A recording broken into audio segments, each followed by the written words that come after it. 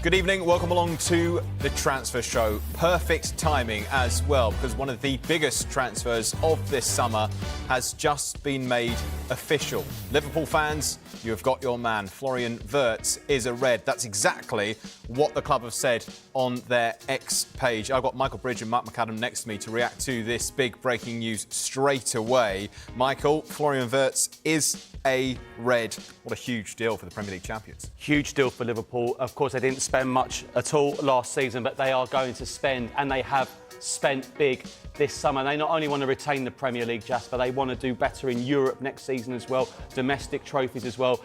It's a huge, huge signing for Arsenal. Of course, the boost of Virgil van Dijk's new contract, Mo Salah's new contract last season, and more to come as well. What a phenomenal signing for Liverpool Football Club, and rightly so. They are very, very excited, the supporters. And they've beaten some of the best teams in Europe to get this man, their main man, the club record transfer. Manchester City were at the table for Florian Wirtz. Real Madrid were also at the table. And Bayern Munich were very publicly interested in signing one of the best players in the Bundesliga last season. But it's Liverpool, the Premier League champions, that have got their man. We've been talking about it, haven't we, for the course of this week. And when he made that initial interest to Liverpool known, and he made it clear that he had one destination and one destination only for his next move, and it was the Premier League and Liverpool. That's where Richard Hughes and Michael Edwards went to town. They started to prepare an offer that they feel could satisfy Bayer Leverkusen, but also satisfy someone that has that kind of a price tag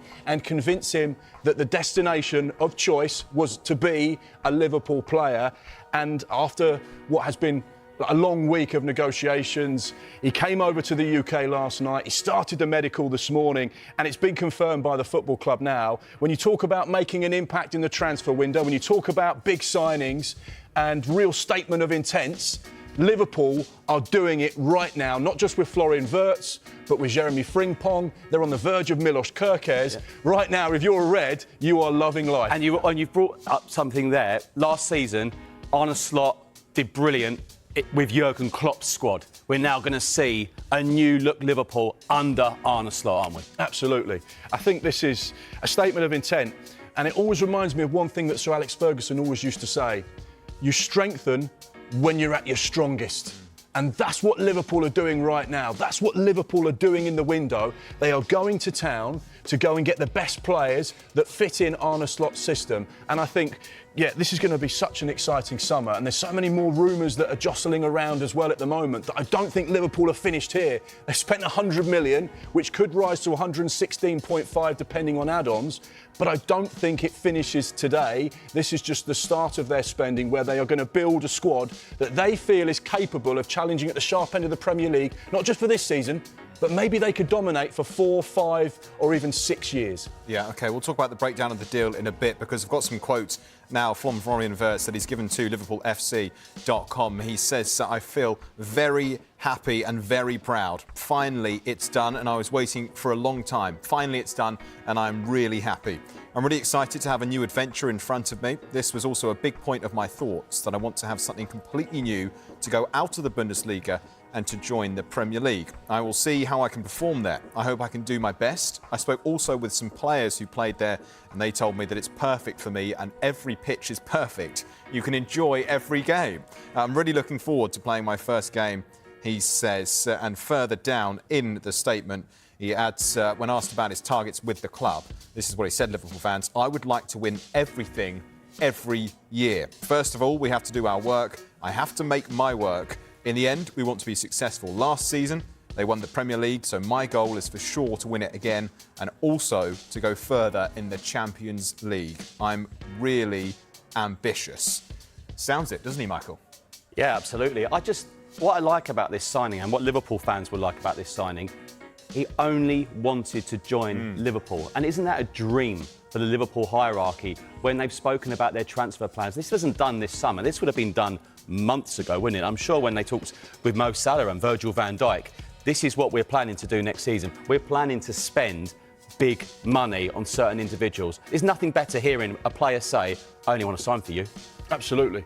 And I think that's the key thing. In any transfer negotiation, any transfer between clubs of a player, particularly of this stature, you have to have the buy-in from the player. And the very first point in any transfer is the club will contact the agent and say, would the player be interested in coming to us? Yes or no? Because if that answer's yes, then that's where the work starts. If it's a no, very often the club will walk away because they're not going to waste time, resources and money to try and convince someone to join a project that they're not interested in. And that's the key thing. They got that green light from Florian Wirtz and his camp to say, yeah, I'm interested in Liverpool. I don't want to stay in Germany. I'm up for the Premier League. And that's when the wheels started in motion. But you're spot on with what you say, because they do not just go into the transfer window and go, oh, who's playing well? Let's go and get him. This is a long process that would have started from the moment Richard Hughes walked back into that football club alongside Michael Edwards last summer, where they start to look at what they've got, what they need, and how they can shape that club, not just for one season, but as I say, for many seasons of success. Yeah, Liverpool have posted a video on their X page. We'll try to bring that to you as soon as we can to hear from Wirtz for the first time, Michael. But just going back to something that Mark said, I mean, this was a very strong team, and yet they've wasted no time whatsoever, which has been quite typical of Liverpool in the last few seasons, of getting their big moves done really early in the transfer window, or windows as it has to be this summer. But they seem to just go about their business really efficiently. Yeah, 100%. I mean, look, I'm intrigued as well, because we're covering Chelsea tonight in the Club World Cup. We've got Manchester City in America at the Club World Cup. We still don't know how that will affect those two sides going into the new season. It's completely new. They won't really have a pre-season. And you talk about Liverpool, on holidays at the moment.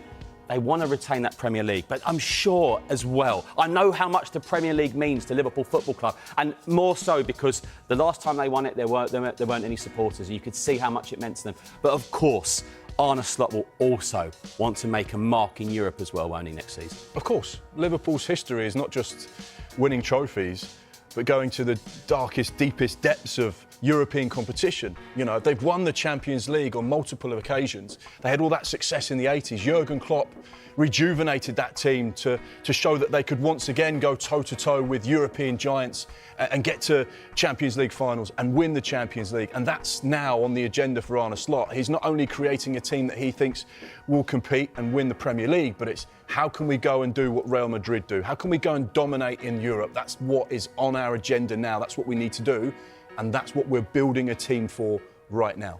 OK, gents, let's take a pause very quickly, because Sky Germany's Marlon Urbacher is also on Merseyside reporting on the deal and told us what Wirtz will add to Arne Slot's side next season. I watched him playing since he was 14 years old for the youth teams of FC Cologne in Germany, and he was always outstanding. He's a player, he's moving like a snake, he's on the 10, he's brilliant. He's, in my opinion, the best German player right now, better than Jamal Musiala, who's also a great player. But Florian Wirtz is different because he's also working defense. That's what Xabi Alonso told him every season, and I watched it in every training session, to be honest, and Alonso always took him like, hey Florian, you have to work hard, you have to work defense, and of course in the offense he's always brilliant. With the ball on his foot, he can do everything. So in my opinion, he's going to be a great player in the Premier League too, but it's more kind of physically playing style in the Premier League. So in my opinion, he has to learn that, because in Germany you have a lot of space. Right, it's time to delve into some stats then. Liverpool have clearly strengthened, we know that, but let's take a look at what the Premier League champions have added, because we've got some of Wirtz's league record from last season, some of his most impressive stats compared to some of the selected attacking players in the Premier League. So Mark's next to me here, and as we look through all of those, the thing that strikes me, Mark, is just how good he is across all of them. I mean, goals 10, so that's just behind Cole Palmer. Goals from open play 6, assists 12. So he leads Bruno Fernandes, Cole Palmer, James Maddison and Morgan Rogers in that category. You then look at passes completed. He's only second to Bruno Fernandes, but in the final third, he leads the way out of those 5. And he's well clear in terms of take-ons completed as well. 82 last season. That's more than a couple of them added together. So the consistency across those statistics really is exciting for Liverpool fans. And that's exactly why Liverpool have gone and targeted Florian Wirtz. And you just have to look at the statistics there compared to the best players in and around his position in the Premier League. He's right up there. And I think what you see when you look at those is the type of versatility he offers as an attacking midfielder. He's someone that can play as a 10, he can play as an 8, but he can also play on the left or the right. So he brings a real depth of his ability in those positions that he can play. The take-ons, I think, is something that really stands out for me, as well as the assists, because by far he is one of those players that can get the ball at his feet, he can drive the team forward, he can take on the fullback, he can take on defenders and make things happen. And we know that Liverpool do a lot of their recruitment on statistics and data, as well as watching players. And his numbers compared to most of the other players in midfield, in those attacking bursts, not just in the Bundesliga or the Premier League, but in the top 5 European divisions, are some of the very best. He is, without question, churning in numbers for a 22-year-old that are unlike his counterparts. He's one of those players that can make things happen when he's on the ball, and he's been showing it in the Bundesliga. And Liverpool will be looking at these statistics, these metrics and this data and saying, right, if you can do this at 22 years old, working in our team, under our coaches, under Arne Slot, we believe we can get you to that top podium position. He was only bettered really in the Bundesliga last season by Michael Elise, but he was right up there with all of the data as well. So that is clearly an important reason as to why Liverpool have spent £116.5 million potentially with those add-ons on this player, and they believe he can fit into that system seamlessly. Some of the other things that they really appreciate about him is vision, is creativity.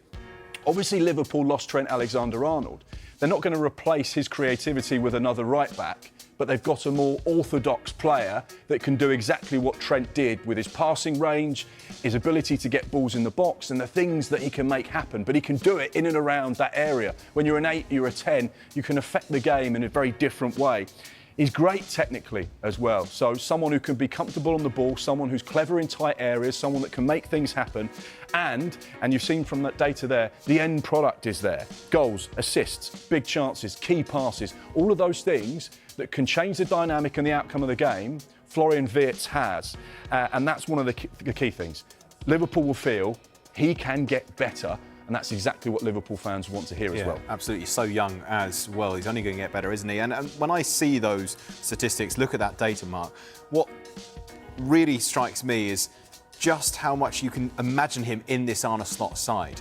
So a really targeted transfer. And, I mean, it's common knowledge that players, you know, clubs will go for players that directly suit their style of play, but you can just see from some of those stats that he is really going to buy into the way that Arne Slot's trying to make this Liverpool side play, isn't he? And actually, he's probably going to take them to the next level somehow. He's going to be a player that will have a huge impact at Anfield, and you already start to think about those relationships that are going to be so key. If he's playing as a 10 and he's got Mo Salah on the right-hand side, if he's got Cody Gakpo or Luis Diaz on the left-hand side, and have a striker through the middle, and you can start to formulate and see the patterns of play and the way they'll work together, and they'll complement each other as well. And that's a big thing, as I say, that Liverpool do. They'll want to have players that can fit into the system and work with each other. It's not about individuals, it's about a collective. It's about how can the team be stronger? How can we get the best out of Mo Salah by putting a player in there that's going to help him do that? And in turn, Mo Salah can work with Florian Wirtz. So you're going to have players there that are all on the same page. And this can be only described as a really exciting signing for Arne Slot, for Liverpool, and for what they're trying to do with this team at the moment. This is huge news, and I think it's the brilliant way to start the transfer window when you've got a club like Liverpool, the Premier League champions, that are not messing around. And I know there were so many Liverpool fans that were frustrated last summer that they didn't do much business. But boy, have they saved their pocket money, and are they spending it now in style? Yeah, absolutely. When we saw those stats, obviously they're from the Bundesliga. We're comparing them to players in the Premier League. Any concerns, do you think, about making that transition? You know, we see a lot of players, it takes just a little bit of time to adapt to the Premier League. Now, ultimately, we don't know, because you can think you do all the homework and the research and the prep on a player and think he'll have no adjustment time. Sometimes they take a bit of time. Sometimes they can just come in like a duck to water and look like they were made for the Premier League. When you've got a player who's robust in the way he is, someone that's been in an exceptional side already under Xabi Alonso at Bayer Leverkusen, the seasons that they've just had have shown that he's got so much quality. And when you can come into the Premier League and you've got a physicality about you, you're so technically gifted, you don't get caught on the ball, you've almost got eyes in the back of your head because of the way you play the game, the way you visualise things, the way you can see things.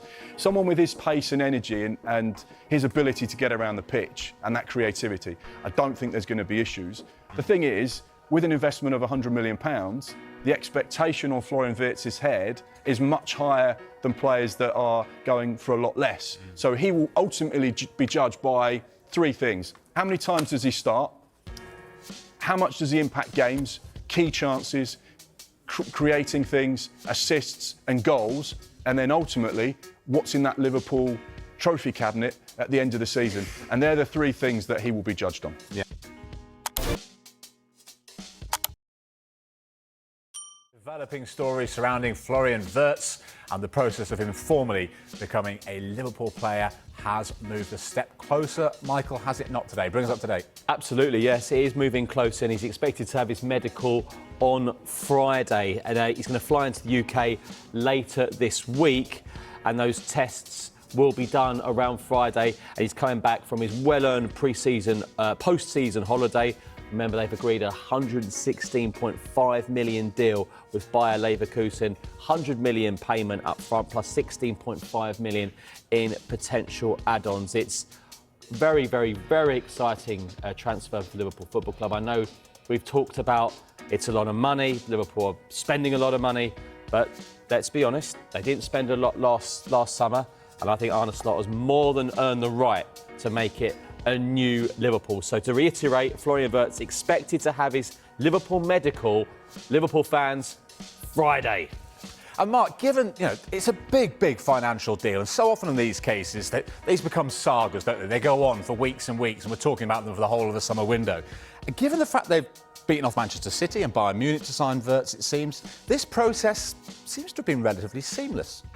Yeah, I've been impressed with the way Liverpool have operated so far in this summer's window. They've clearly identified the players that they want to strengthen the side, and they've gone out and got them nice and early. Now, teams that operate quickly often get the business done nice and smartly. They've got players that they've targeted. They don't have to go through long, drawn-out sagas and negotiations. They just get it done, get the players in, and it means that they can relax. And depending on what happens elsewhere in the window, the market forces are not going to affect them. So, for example, the benchmark for a young, exciting European midfielder, Florian Wirtz, is now 100 million plus. Now, if you're going to sign a player right now, but you're looking at that going, well, Liverpool have paid that, so this is what we want, then you're in trouble. Whereas Liverpool have just gone and paid what they're comfortable paying. There are a lot of add-ons, and that's important to point out. The 16.5 million that are in add-ons are dependent on Liverpool's success. So if Liverpool can win multiple trophies and Florian Wirtz is at the heart of it, therefore Liverpool don't mind paying that extra money to Bayer Leverkusen. What you've got at Liverpool now is a really good trio of people at the top of the ship. Arne Slot, the head coach, Michael Edwards representing FSG, and Richard Hughes, the sporting director. Now, I remember Michael Edwards, I actually applied to work for him when he was an analyst, the head analyst at Portsmouth under Harry Redknapp. Yeah. Incidentally, I didn't get the job, but he's been in football a long time. Richard Hughes played in the Premier League, 15 years experience as a sporting director at Bournemouth from League One right the way through to the Premier League. And Arne Slot, an experienced head coach as well. So you've got people that are all on the same page. Liverpool are incredibly well run. They're very targeted with the business they want to do. Yes, they didn't do anything last summer, but they knew that what they had in the building was a good benchmark to go from. They knew that Jurgen Klopp had left a successful squad, lots of talented youngsters, and some real quality at the highest level there. They've just allowed that to develop. Now they've got a real idea about where they can improve, and that's exactly what they've done at the start of this window. How differently life could have turned out if you've got the job at Portsmouth, eh? I might not be sat here. They're lost. Well, you won't be, will you? No.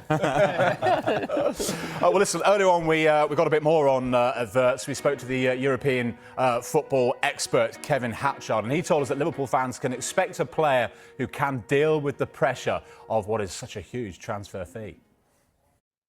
Yeah, I do think he can deal with the pressure because he's dealt with that kind of expectation since he burst onto the scene. He was seen as a rising star in German football and he started delivering pretty much from the get-go. He became the youngest ever scorer in Bundesliga history at the time when he scored at 17 against Bayern, so already rising to the big occasion.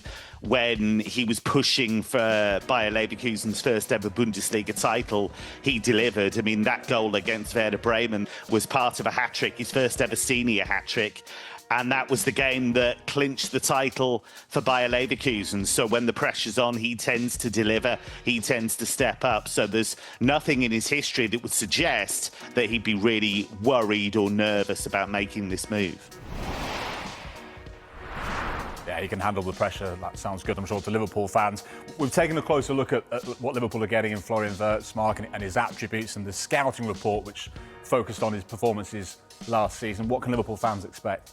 Well, they can expect a player right at the top of his game. He may only be 22 years old, but there's no question that he has so much to offer Liverpool. When you look at the numbers, they really do stack up at the moment. And this looks like a lot of data and information right there, and it is. But the important thing to point out is that this is accumulated across the top 5 European leagues in the world. So when you look at the Bundesliga, La Liga, Serie A, and the Premier League, these are all numbers that are brought together. And when you see a high percentage, 99%, 98%, he is right up there. So the numbers stack up. And you just have to look at the situation when it comes to assists.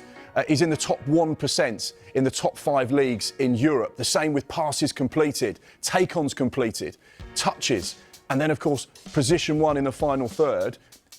His numbers are some of the very best, and that's one of the reasons why Liverpool have gone and spent in excess of £100 million on Florian Wirtz. They were losing a massive player in Trent Alexander-Arnold, someone that was hugely creative, but he did it from right back. They've now got a more orthodox creative force. Someone that can play as an 8, someone that can play as a 10, someone that can also play out wide as well. So he brings a real versatility. But it's those numbers, and we know that Liverpool have a data-based model when it comes to recruiting players, as well as going out and scouring the world. They do use data in their systems, and Florian Wirtz ticked all of those boxes. They've got someone who has good numbers, got good potential, fills the gap that they currently have, and I think it's his technical ability, his vision, his creativity. Those are the key things that Richard Hughes would have identified as to, this is the man we need. This is someone that can really change the dynamic of our attack, because Liverpool are going to play a large number of games. They're going to be in the Champions League, we know that. They're also going to play in cup competitions, and they're probably going to go deep into a lot of these cup competitions. So they're going to need a vast array of talent. He will fit in without question to that attack. I cannot wait to see him. And you just have to listen to some of those Bundesliga experts. We heard from Kevin Hatchard there. We've spoken to Florian Plettenberg from Sky Germany. Every single person talks about this man glowingly. They clearly feel he's got so much to offer. And I think he will, without question, be one of the leading forces, not just at Liverpool, but in European football for many years to come. And I think that's where Liverpool have put their money, and they've just gone, this is the right man. When you look at the statistics there, obviously the Liverpool players he's going to be compared to now, Jules. Yeah. Well, because that's the thing, isn't it? I mean, look at these attackers they've already got. You know, it's a title-winning side, and you know, we know about the ability of all these players. You talk about him being adaptable, and you're sure he will fit in, but do Liverpool have to change to accommodate him? I think Liverpool will certainly have a plan in place. You don't spend 100+ million on one player for him to be shoehorned into a setup.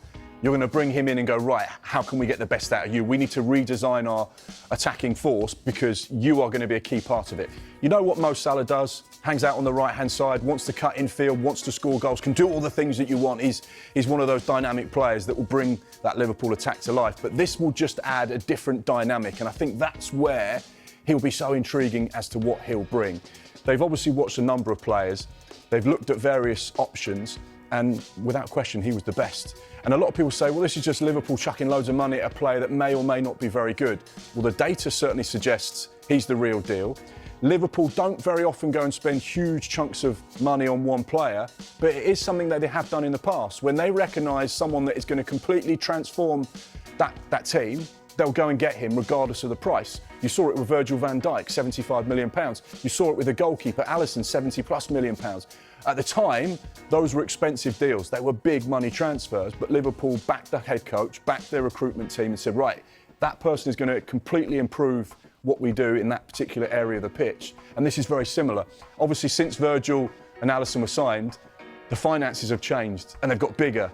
So therefore, it looks like an eye-watering sum of money, but actually, it's in keeping with what FSG have done in the past.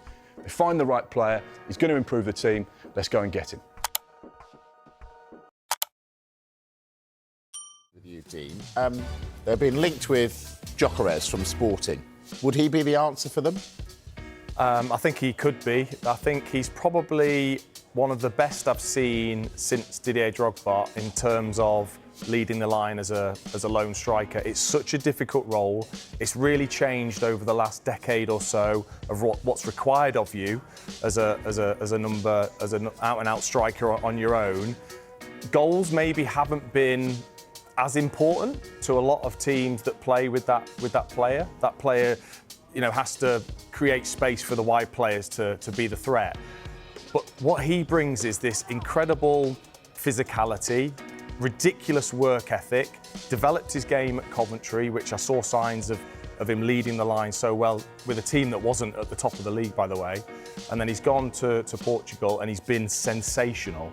And he's at that age where he's just really starting to understand that role, probably now feels the stature that you maybe need to go to a club like Manchester United where the expectation is so big. I honestly think it could be perfect in terms of what they require from that player. I think he's one of the best, certainly in Europe, at leading the line on his own. Is there a worry, though, because he's never played in the Premier League, that it might not be the place for him? No, I don't think so. I think he's played in England. The Championship is no easy league to play in, and the requirements physically for that league that you've got to go through. So I don't, and I think the development and how quickly he's developing, and more probably still to come, I don't see why you wouldn't just look at him. And I'm surprised there's not more clubs that are clamouring to get his signature, because I think he's only going to get better. And that position in particular now requires a certain talent to lead the line, I think, anyway. Dharmesh, when he played for Coventry, you could have got him for £21 million. Why didn't clubs come in? Is it just snobbishness? I wouldn't say snobbishness, but how many top Premier League clubs actually go to the Championship and recruit? That's my point. Sometimes you'll find that they would want that player, if they're keeping an eye on them, they almost take that calculated risk. We'll have to pay a little bit more, but we're going to need to see a little bit more, because the Championship might not be enough for him to make that jump to a top Premier League team and into the Champions League. It's the Portuguese league, number one. His record has been incredible, but also you've got to remember that he was scoring goals in the Champions League, scored a hat-trick against Manchester City as well in the Champions League last season. So he has shown that he can do it at that level. And if you're looking at United in particular, clearly Ruben Amorim is a huge admirer of him. He's worked under Amorim before. He knows that formation. So for United, you're asking Dean the question, is he the answer? I mean, United have got a lot of work to do in all areas of the pitch, but if he wants to play in that formation and continue with that formation, and we've got no reason to believe that he won't, because he's very stubborn in that formation, is Amorim, you would think that someone like Victor Gyökeres would be absolutely perfect, because he knows the manager and he knows that formation back to front. So it would be a fantastic signing if United can get it over the line. There was all this talk about he wants to play Champions League football. Ruben Amorim was very, very pointed in one of his news conferences when he said, I only want players who want to play for Manchester United. It doesn't matter if we've got European football or not. If players are saying, I want to move to a Champions League club, I don't want that player to come to United. And I think he meant that regardless of whether United were in European football or not. He wanted them to come because it's Manchester United. So it'll be a test now of United's pull. But I just wonder whether the likes of Cunha and possibly Bryan Mbeumo coming as well, whether that kind of signing can attract a player. I don't know if Dean's got a comment on that. When you see, if you're 50-50 about joining a club, and then you see the kind of recruitment a club is making, and you think, oh, right, they're going somewhere here. I want to be part of it. Yeah, I mean, it's normally one of the first questions you ask when you go and see the club and the manager is what are your ideas? Certainly as a slightly arrogant striker, you want to know who is going to supply you, you know, and whether you're looking to bring in other players, or is it going to be the players that are currently there? I mean, there are so many other facets that you think about when you're making a move, but as a striker, certainly, I think it is more of a draw to any player if you're seeing an Mbeumo being signed and a Cunha and those creative players, and the club are looking to improve massively as well with that. Do Manchester United still have that pull?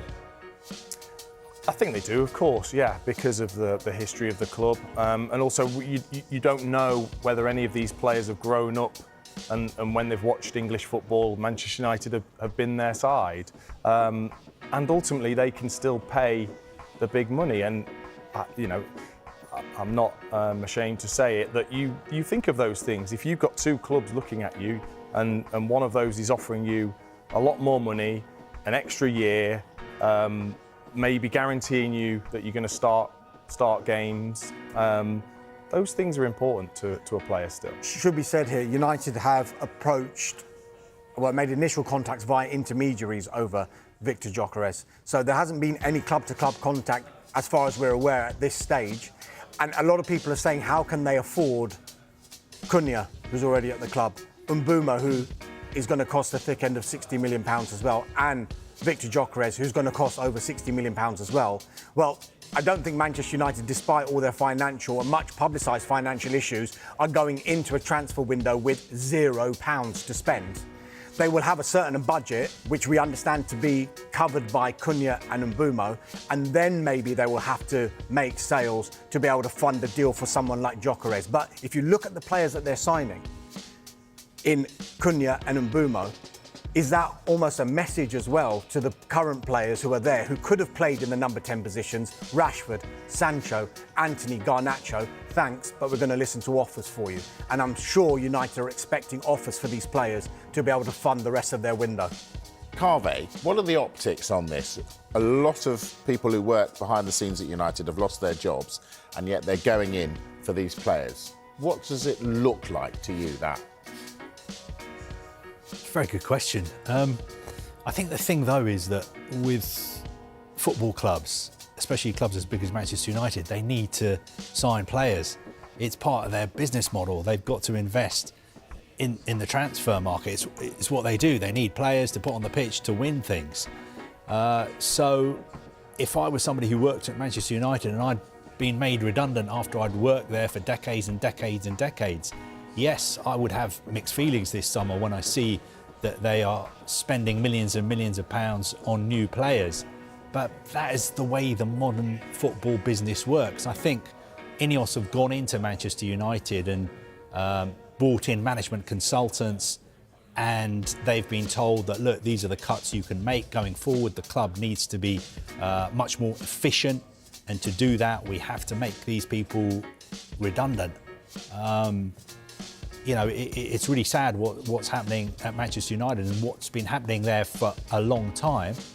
But Ineos feel they have a plan to make things better. It's going to take time. It's not going to take just one window, but they believe that they're on the right track. And if you're a United fan, I suppose you've got no option but to put your faith in them. Dean, how long has Amorim got, do you think, to turn things around? I think a lot does depend on the recruitment, the ins and outs, because it's clear that he's trying to fight against certain players being at the club and wanting to change that playing squad to suit his style. And he's been so clear about that. He's even said in interviews that the ownership knew that this was the way I wanted to play and I am not going to deviate from that. Well, if the ownership believe in him, then they try and give him the players that will suit that system. Then if we all see that and we see the players that have come in that he can use in that system, then, you know, after 3 or 4 months, if you're seeing nothing at all when you've spent that money and helped the manager, then of course the pressure's going to be on because of the expectation of the football club, and he'll know that though.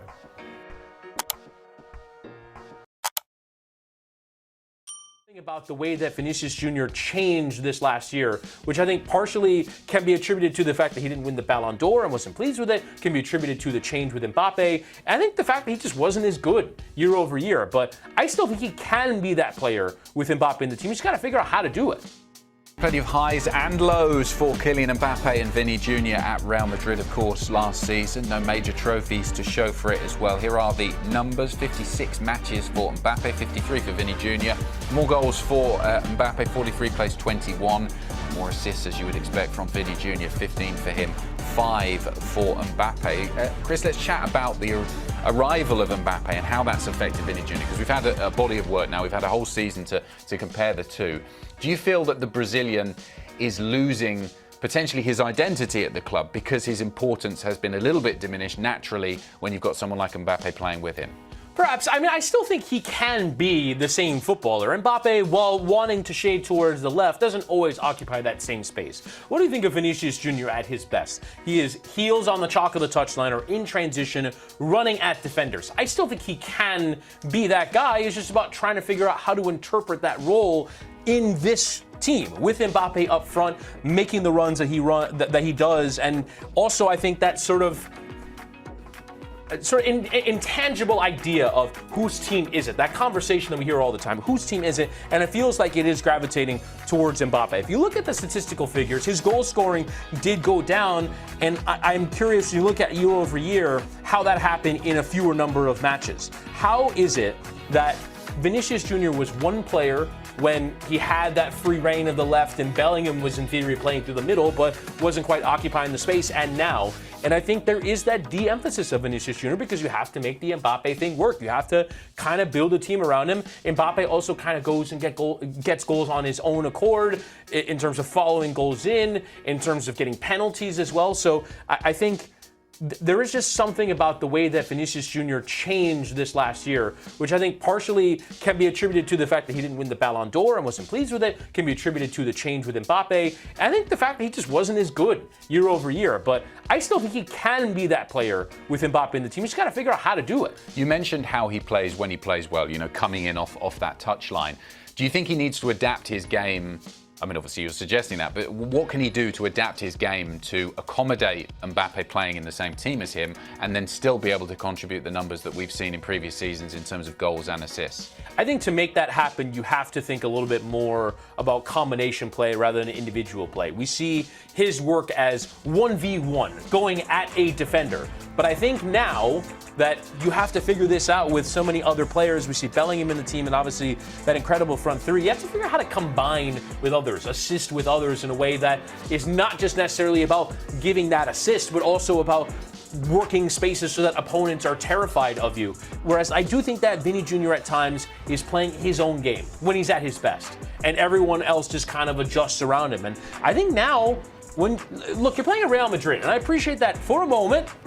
It looked like he was going to win the Ballon d'Or. It looked like he was going to be the main man, but Real Madrid have been chasing Mbappe for 2 years. And yes, you might say privately, oh man, I wish it were still my team. I wish we hadn't brought this guy in because he takes up my space and he doesn't do what I do. But when you play for Real Madrid, they're going to keep looking for the biggest stars. That's what they do. They're going to keep looking for better and better, more world class and more world class, and you have to figure out ways to adjust in that. Part of that is on the manager. Ancelotti, obviously very good with personalities, but might not have been able to figure out the solution. Maybe this is on Xabi Alonso now, but I do think that for Vinicius Jr., he has to figure out a little bit more how to play with other players and figure out how to combine more and sometimes be the decoy, sometimes be the players that you play off of rather than through. And I think that's the biggest thing for him to adjust, sort of that team quality. Could Xabi Alonso's personality and style of management with what we've seen in his career so far suit Vinny Jr. better than Ancelotti did? Maybe. I do think that it might not even necessarily even be the personality. It might be the tactics and the way that he coaches. We saw that Bayer Leverkusen side, and not just attack with 1 or 2, they attack with 6 or 7. And so every player kind of has their role to play. Florian Wirtz obviously so important in that final third, but Jeremy Frimpong and Grimaldo and Boniface and all these players got involved in the attack. And so there is enough for everyone to have their go, for everyone to have their chance. And I do think that Vinny Jr. can potentially thrive in a different tactical setup where everyone in theory gets their shots, if we're going to kind of use an NBA term. And I think that's kind of what Xabi Alonso has to do now, is figure out from a tactical point of view, because I don't think that it gets much better than Ancelotti's management, his personality, and how he's able to get the best out of players. But how do you actually, on the field, make it work so that 4 players who are all incredibly brilliant, who all have their attacking qualities, and can have a team built around them, function together? I think that really is the goal for Xabi Alonso now. And there was quite a bit of a narrative pointing at Vinny Jr. and what he wasn't doing, scoring goals, assisting goals. But is there also some responsibility on Mbappe to try and accommodate him? And that was maybe part of the reason why Real Madrid didn't lift the trophies they wanted to last season, was because, well, he came in and he didn't find a way to accommodate some of these other players. Well, I think we've seen at Paris Saint-Germain in the years in which they didn't win the Champions League, they had a brilliant goal scorer. It's kind of what you want. Every major European club talks about going and getting a striker, going and getting someone who can deliver 35 to 45 goals over the course of a club season in all competitions. He's been that guy for several years now, and yet they have not gone on and won the big prize. This year, they didn't even go on to win La Liga. So you do have to look at a little bit of, are these statistics and not quite impact? And I think that is the question that Mbappe will have to ask himself. Is he impacting the team, or is he just scoring goals? I appreciate how stupid that is to say in a sport where the object is to go and score as many goals as possible, that maybe the goals are not quite delivering the impact that you would expect from a player like Mbappe. So how can you be more productive for the team, not just in goal scoring, but in terms of actually making the team work? I absolutely think he has to kind of examine that a little bit. When you look at the lack of success that he's had in major European competitions, when you look at some of these moments where you can say, oh, maybe with Mbappe in the team, they should be having more team success. Well, why aren't they? Why aren't they? I think that's kind of something that he has to ask himself. How crucial is the first part of the season up until the January transfer window for these two playing together in the same team? Obviously, you've got the Club World Cup right now, but up until that January transfer window, we've got Vinny Jr. and Kylian Mbappe trying to make it work with Xabi Alonso as the manager. Do you get the inclination that if it doesn't, one of them, and it probably would be Vinny Jr., is going to be looking for an exit route? I think that is a possibility. I really do. And I don't know how big of a possibility, but I think there's a chance that maybe at the end of next season, ultimately it comes down to Real Madrid winning. I think even at this Club World Cup, there's more pressure on it than you would think, considering that it's a brand new tournament, considering that there's been this sort of reaction of how important is this really. But I think we're seeing now, based off the level of competition and based off of how much scrutiny there is in all the teams, especially the European sides that aren't succeeding, if they go out and deliver another performance like they did against Al Hilal, that there's going to be pressure from the word go. They have to win everything at Real Madrid. That is the standard, and they have to look impressive while doing so. So I think that every day there is scrutiny on this situation, and at some point the president is going to make a big call, because you know he's not afraid to make big calls on if Xabi Alonso can't get it done, maybe it's another coach, or if it just doesn't work, that they figure out a way to offload one of them and find another complementary piece for either Mbappe or for Vinny Jr.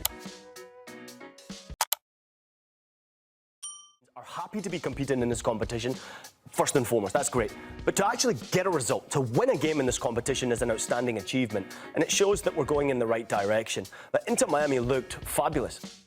Yeah. We saw a really entertaining game, Mercedes-Benz Stadium, home of the Atlanta Falcons for Inter Miami and Porto. Inter Miami, they came from behind. Big thanks to that man there, Lionel Messi, we just saw. They won 2-1. Samu got the early goal. Good performance from him. So much talk of him pre-game as well, the way he's been playing for the Portuguese side. But then it was Segovia and Lionel Messi with a free kick, scoring 2 within 7 minutes at the start of the second half to make it 2-1. And this is how it stands in Group A. It's Palmeiras and Inter Miami, both with 4 points from their 2 games so far, but the slightly better goal difference for Palmeiras. They are top of the group. FC Porto third on 1 point, and then Al Ahly also on 1.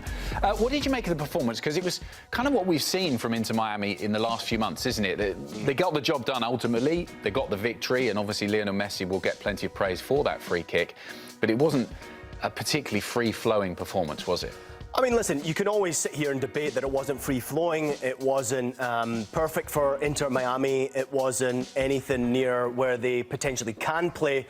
But let's make no mistake about this. This is a Major League Soccer team beating a European giant in Porto. This is an unbelievable result for Major League Soccer. This is a huge result for Inter Miami. This is a terrific result for this competition because it shows you that it's so competitive now as we go forward. So I'm really impressed with what we witnessed, obviously from Inter Miami in that second period. Yes, in the first half it could have been better. I thought for sure Messi was excellent in his creation in that first 45 minutes. I thought Suarez looked pretty poor in that first 45 minutes. But what I will say is that the quality will always come through at the end of the day. If you allow an opportunity to a Lionel Messi to dominate this match, you'll be beaten. And that's exactly what happened. The free kick obviously won the game, but I thought the first goal in particular to get back into the game from Segovia, the build-up play and the finish was absolute class. I mean, that to me is as good as it gets for any Major League Soccer team that I've ever seen. And then, of course, you see Lionel Messi stepping up. He scored 68 direct free kick goals now for club and country, which is an insane number. But to just simply say, hey, you know what, Inter Miami, it wasn't a special. For me, this is an outstanding statistic that a Major League Soccer team just beat Porto in this competition. And that's why this competition is there, Adam. To see these types of shock results and to showcase exactly how close Major League Soccer is getting to the best in Europe. And before we focus more on the game itself, it has been, as you mentioned there, a great advert for the South American sides and MLS to compare themselves against the so-called, in inverted commas, big sides from Europe. And you have to say, so far, they've impressed. Yeah, there's no doubt about it. And I think the European teams in particular have struggled, obviously coming off the back of their domestic season, and especially those giants who have been competing in European competition and have been minus their international players for international duty before starting this competition. It's a workload, right? I mean, you would imagine those teams have some sort of agenda to be hitting their best form in the knockout stages and then obviously getting closer to the final. So the European teams will come good, I would imagine. However, I think that the Major League Soccer teams are happy to be competing in this competition, first and foremost. That's great. But to actually get a result, to win a game in this competition is an outstanding achievement. And it shows that we're going in the right direction. But Inter Miami looked fabulous. I mean, we've been watching them in Major League Soccer recently. They've looked shocking. They've looked terrible. They look old. They look fatigued. They look like there's no chemistry in that group sometimes. Some poor mistakes as well. But in that first game, they had an outstanding goalkeeping performance. And then in this game, you obviously had a World Cup winner who won the match for you. Messi will get the headlines for the goal, but I thought it was good tactical play. He didn't make any changes at half-time, but clearly Mascherano has got these players together at the half-time break, had a conversation with them how to change the game, and I think you have to tip your hat to him tactically because he played this one well. He played it very well, yeah, and I think obviously he's been relying on Ostari to step up. Didn't have to do too much. Porto only had 3 shots on target in this game, and they were disappointing in front of goal, I felt, especially in that second period when Inter Miami really stepped up their game. But very impressive performance. One outstanding performance from Kramajki, who I think has been somewhat disappointing over the last maybe 12 months, where at one point I thought he's going to be an international superstar, and then he sort of fell away, and now all of a sudden he's playing in a big competition. He's starting to shine bright again. Let's not forget there was a big defensive play from Falcon where he cleared off the line, and that could have made it 2-0 and essentially could have been done and dusted in the game. But yeah, like Mascherano has done something pretty special with his team today. To get that type of a result against this Porto side is pretty special. And it's pretty natural as well, isn't it? You know, he's relatively inexperienced manager, but as he grows into this role, he will get better and better. The thing for Inter Miami is Messi's not going to win this competition on his own. He's going to need more from the rest of the team if they're to go on and say, OK, we're at the Club World Cup, we've put in some good performances, played well against Porto, but we want to actually win the thing. Yeah, I mean, there's no doubt about it. Nobody expected Porto to get knocked out of this group stage. I mean, that would be absolutely ridiculous. If Inter Miami went through alongside Palmeiras and Porto got knocked out, it shows you what can happen, and that's why the FIFA Club World Cup has been entertaining up to this point, because it's opened a door and an opportunity for some surprising results. But this result is right up there, one of the most surprising results I think we would have ever expected in this competition. But having Messi and Busquets and obviously Alba coming off the bench, you have a cheat code, right, don't you, with the experience that those guys have. What a fabulous job, and what important job it would be for Mascherano to take his team to the knockout stages and look forward to potentially maybe spring in another surprise. They have an ace up their sleeves because of Lionel Messi and what he can do. His creation in the first half should have been rewarded with a goal from Suarez. It wasn't quite. Suarez is looking older and older. But when you have a player like Lionel Messi, he's a game changer. And I mentioned already that free kick, 68 direct free kicks for club and country. It's 50 goals now for Inter Miami since he's arrived. And it's brilliant to see how important he has been for Major League Soccer for Inter Miami in their development, for the young players, obviously, who have come into the team to learn from him, but still how important he can be as far as a match winner goes. And it's a great stat. Inter Miami, the first MLS side to beat a European team in a competitive match. Obviously, we know that they don't get a massive opportunity to play them too many times, but that still stands, a brilliant performance. On the other hand, Porto was a good first half. Samu, we talked about him, scored his goal, and he has been good for them, hasn't he, this season, particularly in European competition as well. But you just felt that when the onslaught did come at the start of the second half from Inter Miami, they didn't really have too many answers to it. No, they were disappointing, and I thought disappointing in creation as well. Okay, they can get into the final third and put a cross into the box, but actually returning those shots and getting them on target has been a big problem for them. Samu stood out though. I think obviously getting the goal at the time that he did do, obviously early into the game, I thought this is going to be a long night for Inter Miami, and he's been a very good addition to Porto. Big decision for a 21-year-old who's coming off the back of an Olympic win, of course, last summer, to make that decision to leave Atleti for first-team football, deciding to go to Portugal. 26 goals and 44 appearances, not a bad return for someone like him. But I still think that there's more room for improvement from him individually. I mean, he should have taken his opportunity on 2 or 3 occasions after that goal, where he could have essentially sealed the deal for Porto to go through in this tie. But I think Porto let themselves down. And you saw, I don't know if you saw Villas-Boas and you saw Pepe sitting in the stands at one point in that game, and they were heads down, slightly worried. This is a bit of an embarrassing result for a club the size of Porto, to be beaten by Inter Miami. Forget Messi being there. Forget about it. Major League Soccer club, Inter Miami, just beat Porto. Porto are third in this group. If they don't go through, this is an absolute disaster. So it'll be interesting to see what happens in that match day 3, though, because this is still to play for them. Yeah, they've got loads of work to do. What would constitute success for Inter Miami in terms of the Club World Cup as a whole? Are they targeting winning this thing? What would you say has been a successful run? What stage do they need to get through? They just made 2 million with that victory. They made 1 million with the draw in the first. So that's 3 million additional added to about 3 days of Messi's wages, isn't it? Sure. But still, at the same time, you've got to applaud what Major League Soccer, and obviously the coming together with FIFA, adding them to this competition because of the Supporters' Shield, was wild in itself. But the fact that they could potentially get 7.5 million by going through to the knockout stages, that to me is enormous. That effect would be huge and felt around the globe, I would imagine, if a Major League Soccer team can get out of the group stage and into the knockouts. And if they get to the knockout stages, you and I both know, Adam, when it comes to cup competition, anything can happen. It certainly can, and I think it would quieten down some of that criticism, the parochial criticism that you get from some football fans in corners of this earth that criticise the MLS and the quality. Yeah. I think this certainly would prove that. Now, there are question marks about Nicholas Jackson's long-term future at Chelsea, not because of his latest red card, but because so many clubs want to sign a striker this summer. Sky Italy's say Juventus and Napoli want him, but other clubs are interested as well. Chelsea are planning to have at least 2 frontline strikers in their squad next season, which means Jackson is not for sale at the moment. Yesterday also happened to be Jackson's birthday, but instead of marking the occasion with a goal, he was shown a straight red for this challenge. It continues a worrying run for Jackson in 2025. He's been shown more yellow and red cards than he's scored goals.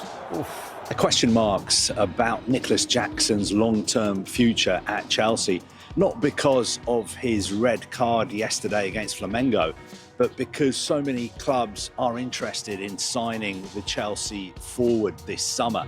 Our colleagues at Sky Italy are reporting that Juventus and Napoli both want him, and there are lots of other clubs in Europe who would like him as well. Now, Chelsea signed him 2 years ago from Villarreal in a deal worth around £30 million. And last summer, he actually signed a 2-year contract extension, which means that he's contracted to Chelsea until 2033. Now, of course, he's going to miss Chelsea's next game here against Esperance of Tunisia on Tuesday, because he gets an automatic 1-match suspension for his red card. But that could be increased by FIFA, because FIFA review every red card at this tournament. And after the game yesterday, Enzo Maresca said there was the possibility that Jackson could miss the whole of the rest of this tournament. Sticking with matters to do with the Club World Cup, both Brazil and Spain want to host the next Club World Cup, which is due to be held in 2029. The Brazilian Federation president had a meeting with the FIFA president, Gianni Infantino. And at that meeting, he declared his federation's intention to host in 2029. Meanwhile, the president of the Spanish Federation is also in the US. And at meetings with FIFA officials, he told them that Spain also want to host in 2029.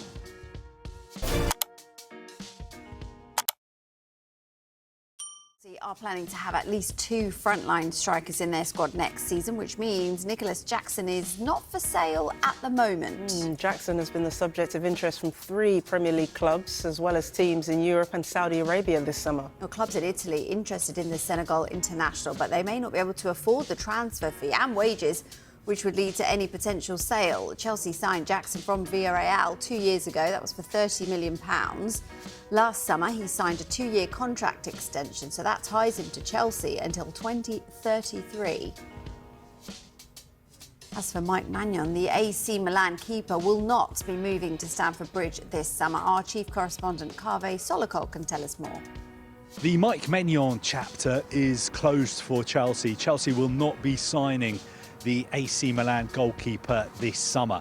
They were offered the chance to sign him last month. They didn't make a bid for him. They valued him at around £12 million, but they walked away from a potential deal when it became clear that AC Milan valued him at a lot more than that, and I understand there were complications with a potential deal as well.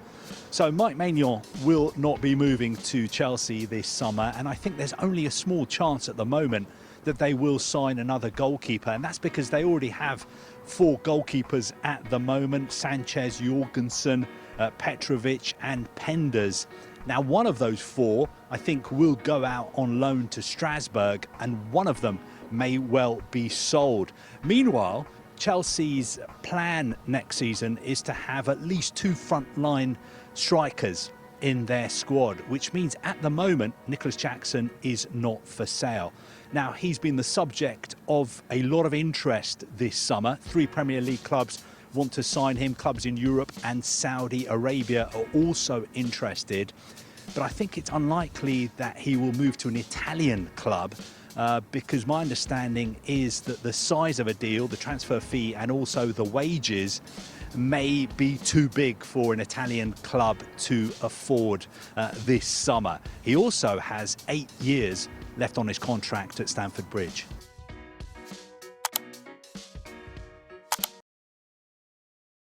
The latest transfer news now. You can see Mark McAdam has rejoined me. Mark, let's start by talking about Liverpool, because Florian Wirtz confirmed last night, but you've got some more news to tell us on Liverpool concerning Kwanzaa and interest in Gay. Yeah, 2 players, one potentially leaving Liverpool. Jurgen Klopp is out with the England under-21s at the moment. We understand there's a deal that's been agreed with Bayer Leverkusen, which is around €40 million, around £34 million. However, that won't happen imminently because he's still in a major tournament. So that will probably happen after the tournament is done. But we understand that one, club to club, is virtually all but agreed. Just a case of medical and personal terms to be sorted for Jurgen Klopp. But it means that Arne Slot is going to lose a centre-back. We also know that Konate is going into the last year of his Liverpool contract. So therefore, potentially, do they have their eye on bringing in centre-backs? Yes, they do. One player of interest, but yet to have any formal kind of dialogue with Crystal Palace, is the Crystal Palace defender Mark Gay. He's into the last year of his contract. Of course, an FA Cup winner, someone that's been watched by a number of other Premier League sides. There was that long, ongoing pursuit from Newcastle last summer, where I think it was their 4th or their 5th offer got rejected by Crystal Palace, which is around £65 million. But he's another player into the last 12 months of his contract. And because of that Premier League experience, there are a number of sides interested in him, one of those being Liverpool. And what about what's going on at Bournemouth? Because we know Liverpool potentially about to sign a player from Bournemouth. What about other outgoings as well? Yeah, that would be Milos Kerkez. We know that deal is agreed, £40 million. He's likely to have his medical on Tuesday, so that will get confirmed probably Tuesday night, Wednesday. And in terms of the other players potentially leaving Bournemouth, and the fans won't like me for saying this, but Ilya Zabani looks like he could potentially have played his last game for Bournemouth. There was a second offer from PSG this week that was rejected. We understand that offer to be £55 million. Bournemouth value him upwards of 70 million. So whether PSG, the European champions, decide to go in again for Ilya Zabani, the 22-year-old Ukrainian centre-back, only time will tell. But you'd imagine if they go for a first and second offer, their pursuit of the player is going to continue until they get their man. They just have to pay what Bournemouth want. OK, what's going on with Brian and Bumo? Because I was just asking Sebastian Bass on there whether he'd like to see him at Tottenham. But Manchester United seem to be in the driving seat. At the moment, it feels like he's headed to Old Trafford. We know that there were a number of sides that were interested in Brian Mbeumo. His record since joining Brentford in 2019 has been phenomenal. He's just coming off the back of his best ever season with regards to goals and assists. He's a key part of that Brentford side, but once again his contract is running down, hence why Manchester United are seeing this as an opportunity. We know that there is interest from Tottenham as well. We know that there were other sides in the Premier League that were keen on Mbeumo, but it looks like he's heading to Old Trafford. They're just preparing a second offer which they're hoping will get the player.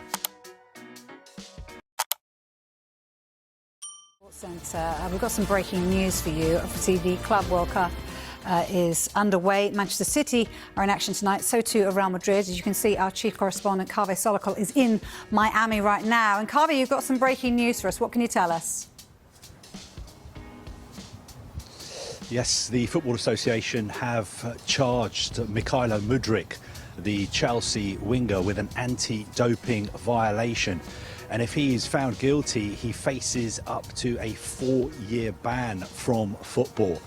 This whole story began last November when Mudryk was on international duty with Ukraine, and he provided a positive sample in a drugs test. Now, he was provisionally suspended, and that meant that he could not even go to Chelsea's training ground. Obviously, he couldn't play for Chelsea, he couldn't train with his Chelsea teammates. And we've been waiting to see whether the FA were going to charge him with this violation, and they have done that in the last few minutes. Now, I don't think this will come as a massive shock to Chelsea.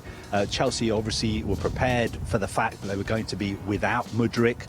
Last season, for instance, they had other options like Jadon Sancho.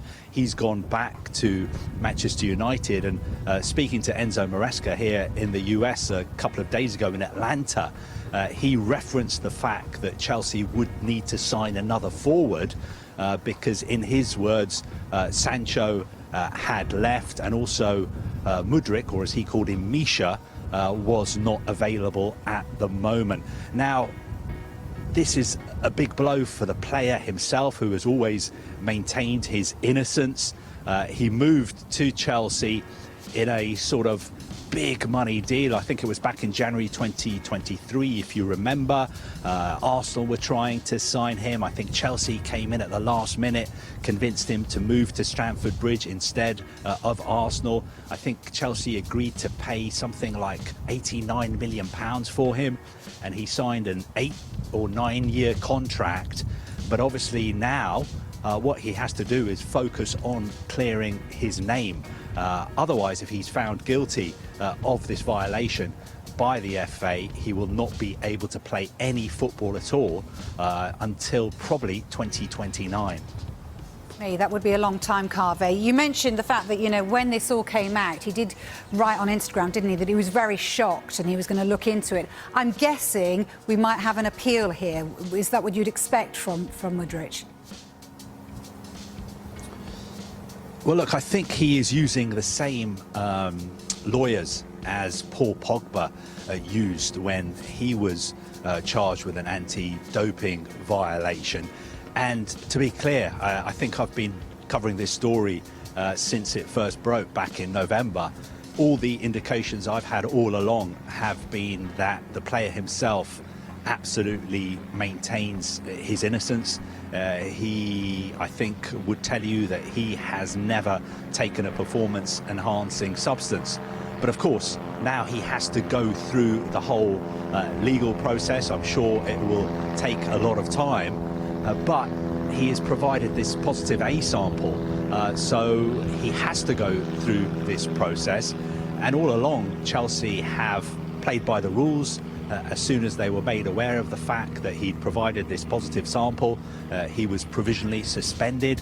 I know there were some shocked people at Chelsea when the player himself turned up at the conference final. I think if you remember, on the day of the game, there were some pictures on social media of him wearing a sort of Chelsea official gilet, and he was posing for pictures with fans before the conference final against Real Betis. And I think Chelsea made it very clear that he was travelling to that game independently. He was not part of the Chelsea squad that flew out for that final. I know he's been working on his fitness personally. Of course, he's been trying to stay fit, but it looks like it could be a long, hard road back for Mudryk. But we have to stress, he maintains his innocence and he is convinced that he will clear his name. OK, brilliant. Thank you very much for bringing us up to date with that, Carve. Just to give you a little bit more on it as well, because an FA spokesperson has said this, we can confirm that Mykhailo Mudryk has been charged with anti-doping rule violations alleging the presence and or use of a prohibited substance in terms of regulations 3 and 4 of the FA's anti-doping regulations. As this is an ongoing case, we are not in a position to comment further at this time. You may remember that, as Carve was saying, he was provisionally suspended while he and Chelsea awaited for the results of a B sample, and the FA now confirmed that he has been charged. That's what's happened now. And under the FA rules, Mudryk could be facing, as Carve was saying, a very lengthy ban. He has denied knowingly breaking any rules, and this was a statement posted, as I was mentioning, on Instagram in December last year. He said, I can confirm that I have been notified that a sample I provided to the FA contained a banned substance. He went on to say, this has come as a complete shock, as I have never knowingly used any banned substances or broken any rules, and I'm working closely with my team to investigate how this could have happened. I know that I have not done anything wrong and remain hopeful that I will be back on the pitch soon. I cannot say any more now due to the confidentiality of the process, but I will as soon as I can. So he has been charged with anti-doping rule violations, and now, as I said, could be facing a very lengthy ban indeed.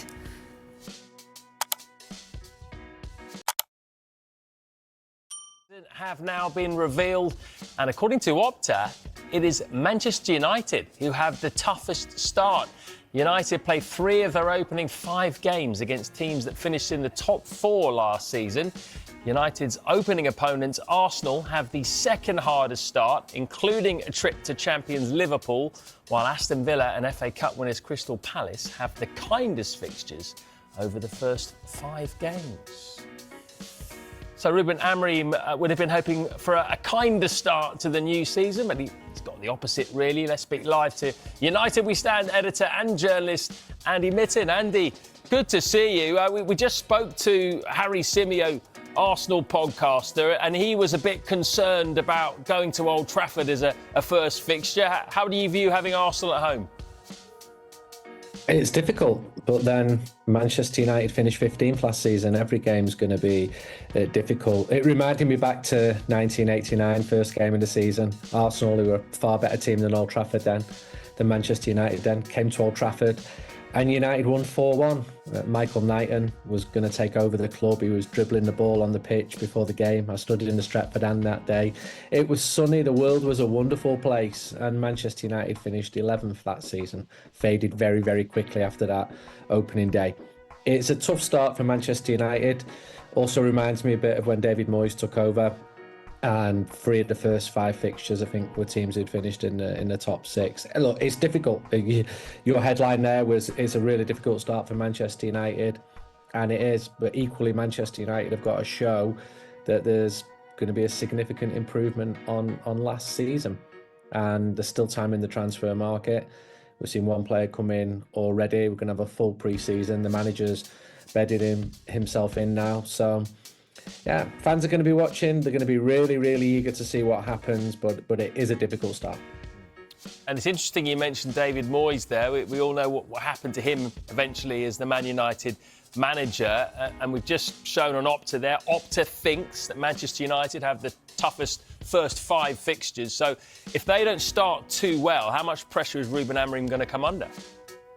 He's always under pressure, and the pressure will only increase. The fans have really backed him so far, singing his name at every game because they believe in him. They want to believe in him as well. There's defiance, there's a bit of desperation, but United cannot be finishing 15th next season. There's got to be a significant improvement. And if you're a manager at a huge club like Manchester United, there's always going to be a lot of pressure. And we saw, for example, when Ole Gunnar Solskjaer started to fade in the autumn, Jose Mourinho. We've seen this before where managers lose the job in the autumn or October, November, December. I don't think that that's going to happen to Ruben Amorim. I'm backing him. I'm confident that he can bring about improvements, but he also has to do that. The wins have got to come. There cannot be a repeat of last season. And people at the club are absolutely confident that the wins are going to come. I don't think you're going to be seeing United winning the league next season, but there's got to be a significant improvement, and I hope and think that there will be. I'd imagine, Andy, that the fans are quite encouraged that United are being linked with some big names in the transfer window. Cunha's already through the door. There's also Mbeumo's been heavily linked, Gyökeres, Hugo Ekitike now. How confident are you that you might get another big name or two through the door after Cunha? So Cunha's signing was greeted with a lot of enthusiasm. United fans had seen how well he'd done for Wolves against Manchester United. Wolves, one of the teams who regularly beat Manchester United. This is what Manchester United have become. I think there'll be another name in. I think there's money there for another name of that sort of price category before Manchester United need to start moving players on, before they can release more funds to bring in other players which the manager would like to bring in. I was told a couple of weeks ago, think about number 10s rather than number 9s. I was also told about Brandon Bueno from Brentford wanting to come to Manchester United. He would be a signing who United fans would absolutely greet with enthusiasm.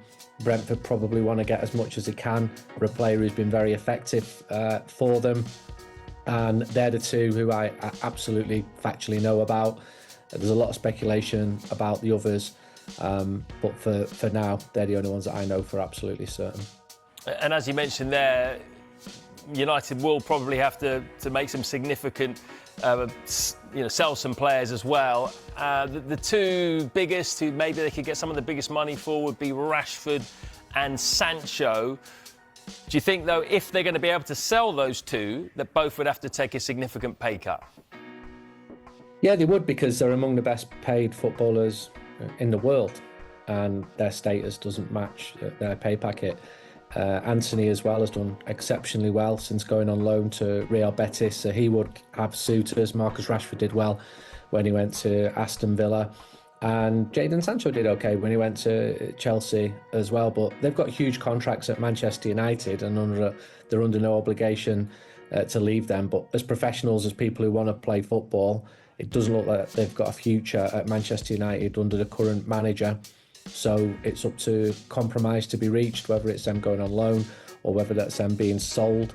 But there will have to be compromise there. But this has actually happened a lot in the post-Ferguson years. You've had players with no future at Manchester United moving on, with United either having to subsidise the wages or take a lower fee than they would have otherwise got. This is what happens when you finish 15th. When you're the champions and everyone wants your players, you can charge a price for that. When you're not, then it becomes more difficult in the market. Andy, I just want to finish with that interview you did with Omar Barad. A very interesting interview it was as well. And he doubled down on his prediction that United will win the Premier League and the WSL by 2028. When he said that, what was your reaction? Were you surprised by those comments?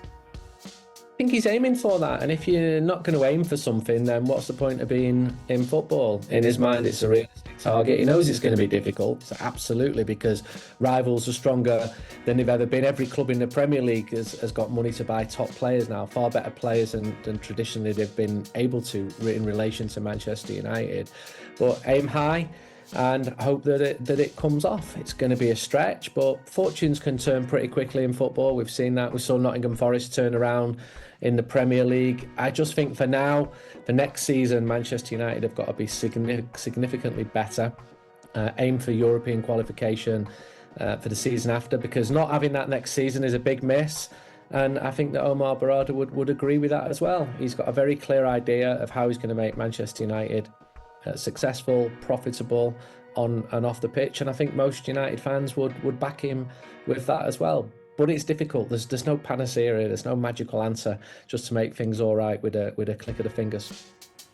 Andy, always a pleasure to get your views on all things Manchester United. And I tell you what, it's going to be a very exciting start to the season for you and the rest of the fans. Thank you. Well, it is a season like no other on Sky Sports, with a minimum of 215 games live. That is up from 128 last season. Here are a few things to look out for when the season begins on the weekend of August the 16th. Sky Sports will have at least 215 live games for the next 4 seasons, giving fans the best matches week in, week out until May 2029. Fans will be able to watch 80% of all televised Premier League games on Sky Sports this season.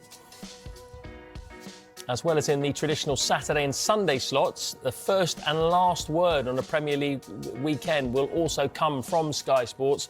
More live games on Fridays and Mondays than ever before. For the first time, all final games on the last day of the season will be live in one place, creating a real moment for fans. Are there any changes to Super Sunday for the upcoming season? Well, for the first time, Sky Sports will now be able to offer multiple live matches on a number of weekends, and that is in the Sunday 2 p.m. slot. Levy has revealed he sacked Ange Postecoglou because the club needs to be competing in all competitions. Postecoglou led Tottenham to their first trophy in 17 years by winning the Europa League, but that's not enough in Levy's eyes, as he says the club needs to be aiming to win the Premier League and Champions League. Compete in all competitions, and we felt that we needed to change. You know, I've got an excellent relationship with him. I told him you're always going to be part of our history. Himself and his family always welcome back. It was a collective decision, it wasn't my decision. We do everything together. Emotionally, it was difficult, but we believe we've made the right decision for the club. I'm very grateful to Ange. You know, I don't regret appointing Ange. You know, in his first season, we finished 5th, and in our second season, we were over the moon to win the trophy. And you saw the outpouring of emotion with the parade. You know, it was just incredible. We've won a European trophy. It's not enough. It's what we haven't done that is more important. We need to win the league. We want to win the Premier League. We want to win the Champions League. You know, we want to win. Levy also revealed why Thomas Frank was the outstanding candidate to replace Postecoglou. The Tottenham chairman was impressed by the Dane's communication skills and described him as a superhuman being. You know, whenever you have a new coach, it's always a fresh start. You know, always have different ideas. But, you know, we want to build on the success of winning a trophy last season. I mean, one of the things that stood out to me with Thomas, clearly highly intelligent, great communicator, superhuman being, plus all the other technical aspects that are obviously important. But, you know, they really stood out to me, those 2 parts. So we ran a really, really thorough process at Speed. We defined 10 characteristics that we think are important to be a successful manager at Tottenham Hotspur. We analysed in real detail, through our technical staff led by Johan, more than 30 candidates. We had a shortlist. We spent a lot of time with the shortlist, and Thomas was absolutely the #1 candidate. He is an outstanding developer of young players. So I really look forward to seeing what he can do with the squad that we have here. Could not be more excited to have him join the club. Levy has been on the end of plenty of criticism from Spurs fans in recent years over the club's lack of success, but that's something he says he can cope with and is highly motivated to ensure the club succeeds in the future. You know, I've got very broad shoulders. Failure's not an option. The desire to succeed. And because it's so difficult, I want to succeed even more. My perspective of you is I think you have got a very thick skin and you've got very broad shoulders, but I also see how much it affects you because I can see how much you want to win, right? So I think sometimes there's a perspective that because you have got a thick skin, that it doesn't affect you, but I see it does. And I could see it in you before the Bilbao final because I could see just how much you wanted it. The pressure and the disappointment of not winning over a number of years, I just wanted it so desperately, not just for me, my family, but all the fans around the world. We deserve some luck.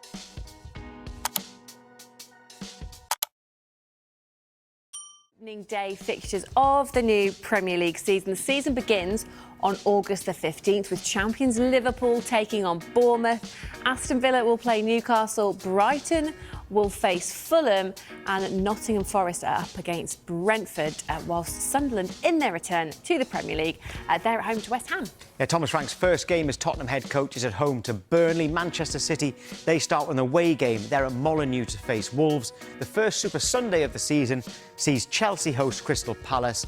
Massive game as well between Manchester United and Arsenal at Old Trafford. And the final fixture sees Leeds return to the Premier League at home to Everton. That is Monday Night Football. Every single Premier League fixture for the 25-26 season is on the Sky Sports app. You can get to the app by scanning this QR code. It will take you straight to the fixtures section. There's also a live blog featuring interviews and analysis.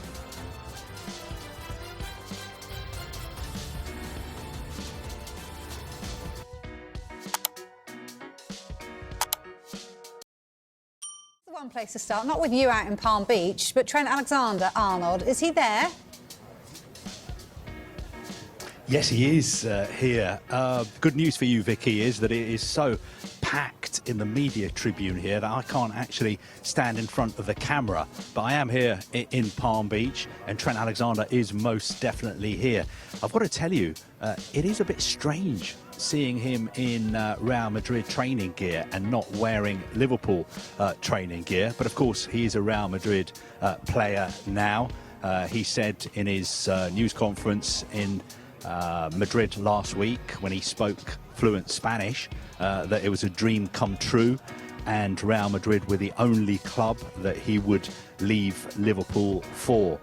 It is even stranger because his contract at Liverpool doesn't run out for another 2 weeks. It was due to run out on the 30th of June, but Real Madrid, of course, think that he is such a special player for them that they were willing to pay Liverpool an extra fee of around £10 million just so he could be here to play with them in the Club World Cup. And of course, this is a competition that Real Madrid are taking very, very seriously, because not only have they won the European Cup a record 15 times, they've also won the Club World Cup in its old format a record 5 times.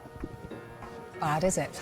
Look, plenty of debates have been made about the levels of interest in this tournament. I'm guessing there's plenty of interest, though, in this game in particular. Yes, I mean, Real Madrid, wherever they play, the stadiums are always full. And I think it will be a big, big crowd tomorrow night here in Miami at the Hard Rock Stadium when they play Al Hilal of Saudi Arabia. Of course, Al Hilal will have their new manager in the dugout, Simone Inzaghi. His first game for them since he left Inter Milan after the Champions League final. But when you look at these players training out here, you realise just how big Real Madrid are, if you didn't already know. And Trent Alexander-Arnold is just one of their new signings who's on show today. Dean Howson, who's joined from Bournemouth, is also training with them today. We managed to grab a few words with him before he started training. You should be able to see those clips and those interviews with him very, very shortly. But he is somebody who is really living the dream as well, like Trent Alexander-Arnold.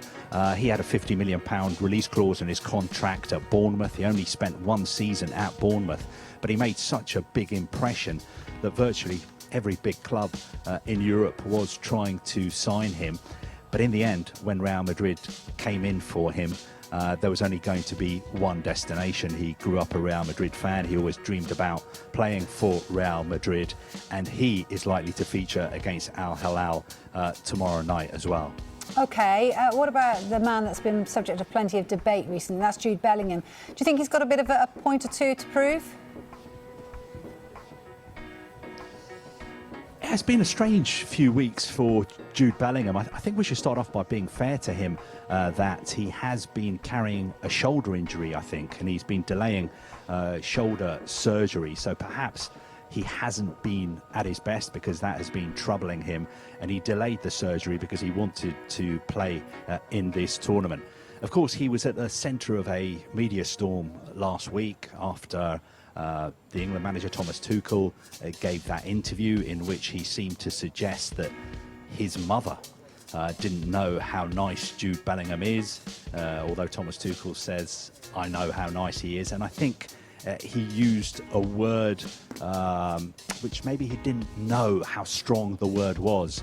He said that his mother sometimes finds Jude Bellingham's behaviour repulsive. So I think that was the headline. But of course, those people who know Jude Bellingham will tell you that he is not repulsive at all. He's somebody who is very, very passionate. He is, of course, one of the best players in the world at the moment. There was a very good article by David Walsh in the Sunday Times a couple of days ago about Jude Bellingham, seeming to suggest that Jude Bellingham needed to look in the mirror when it comes to how he treats referees. And David finished off that article by writing, "My feeling is that Bellingham needs to start growing up fast. His sense of always being the victim, especially of what he sees as refereeing mistakes, is wearisome when not downright intolerable.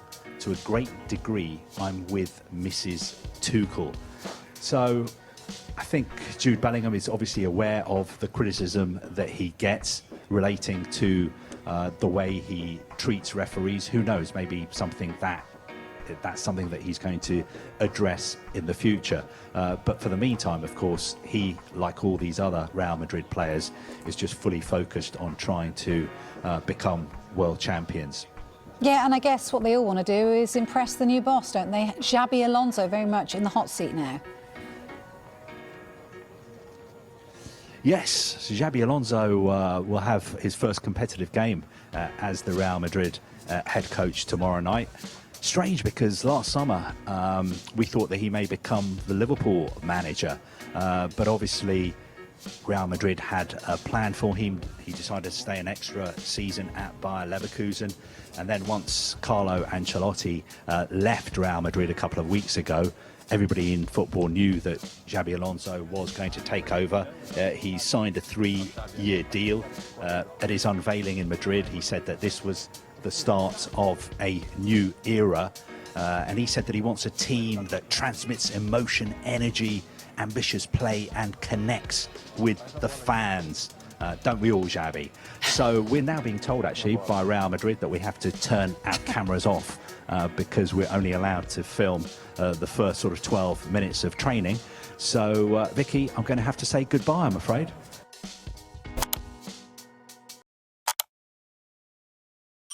The stories in this morning's newspapers. Could Jack Grealish be joining former Manchester City teammate Kevin De Bruyne at Napoli? Well, according to The Sun, the Italian side have £45 million to spend on either Grealish or Manchester United's Alejandro Garnacho, but won't take both of them. They say that City would be prepared to accept a fee around that amount for Grealish, while United want at least £70 million for Garnacho. The Daily Mirror are reporting that Arsenal are actively pursuing deals for both Victor Gyökeres and Benjamin Sesko. They say Mikel Arteta is a big admirer of Sesko, but RB Leipzig would want over £60 million for him.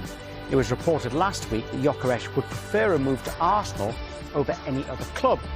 And plenty of excitement at the Diamond League meeting in Stockholm yesterday. Home favourite Mondo Duplantis treated the Swedish crowd to a pole vault world record of 6.28 metres. It's the 12th time he's broken the world record, and British interest as well, as Georgia Hunter Bell produced a great finish in the 800 metres. A reminder, you can see back pages tonight from 10:30 this evening. The guests are Miguel Delaney from The Independent and Martin Ziegler from The Times.